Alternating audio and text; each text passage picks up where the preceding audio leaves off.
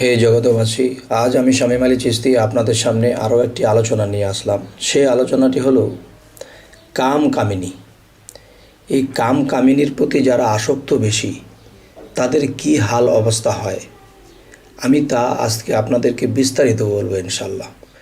সেটি হলো যে যাদের কাম বেশি তাদের রাগ বেশি, যাদের রাগ বেশি তারা কিন্তু দেখা গেছে 6টা রিপু, এর মধ্যে কাম প্রথম।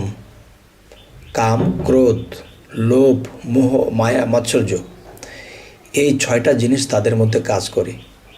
এখন দেখা গেছে তার ঘরের মধ্যে যদি সুন্দরী বউ থাকে, যেরকমই একজন স্ত্রী যদি থাকে, তার প্রতি তার তেমন একটা ওরকম মায়ার চোখে দেখে না, ওরকম একটা মহব্বতে সে চলে না, যেরকম সেরকম ব্যবহার করে।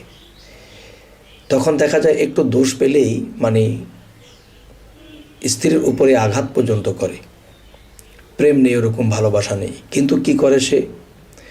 দুনিয়ার লোভ লালসা তো আছেই, এবং পরনারীর দিকে সে উকিঝুঁকি দিয়ে তাকায়, টিটকারি দিয়ে কথা বলে, কিন্তু ঘরের মধ্যে তার স্ত্রীকে রেখে অন্য স্ত্রীর দিকে কুদৃষ্টি করে তাকিয়ে থাকে, বা যদি সুযোগ পায় তাহলে কোনো খারাপে লিপ্ত হয়।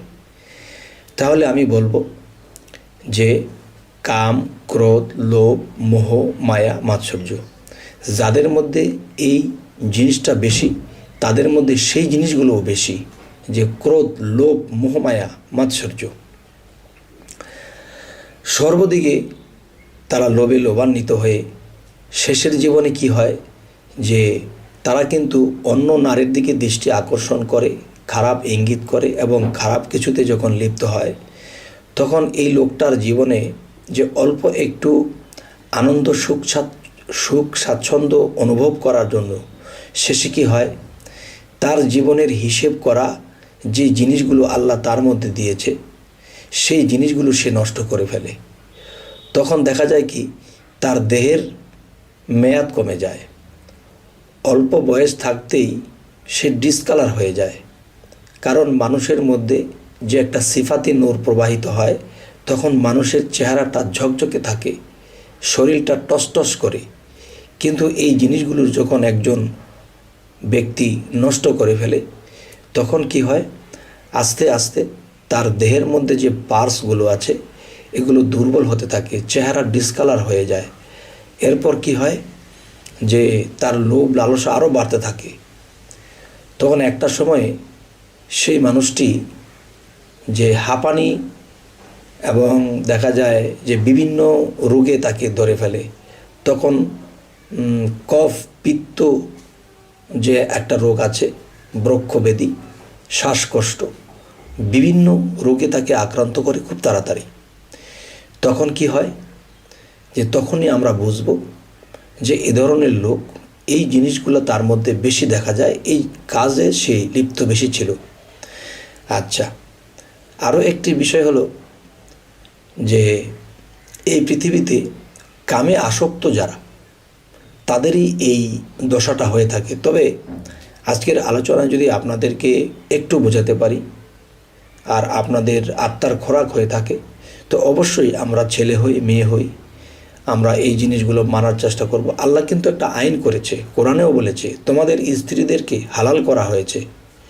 তবে হালাল করা হয়েছে বলে আমরা বেহালাল কিছু করতে পারবো না, আমরা হালালের মাধ্যমে এটাকে প্রয়োগ করব, চলব। যেমন আল্লাহর আইনে বৎসর, নবীর আইনে মাস। এখন মুর্শিদের আইনে দেখা যায় যে তাদের দাম্পত্য অনুসারে তার মুর্শিদ তাকে একটা গণনা দিয়ে দিবেন যে তোমরা এইভাবে চলবে।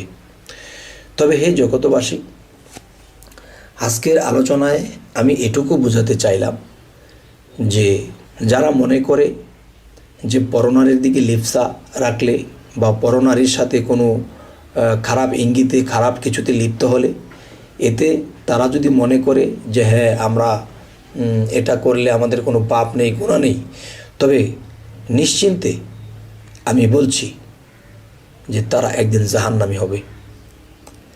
তবে হে জগতবাসী, তো আজ এই কথাগুলো আমি বলে রাখবো। তবে আপনাদের এই কথাগুলো কেমন লাগলো এবং আপনাদের কোনো কাজে লাগলো কি না অবশ্যই আমাকে জানাবেন। তবে আমাদের এই চ্যানেলের আলোচনা যদি আপনাদের ভালো লাগে তো অবশ্যই সাবস্ক্রাইব করুন, পরবর্তীতে আমাদের ভিডিওগুলো আপনাদের কাছে পৌঁছে যাবে।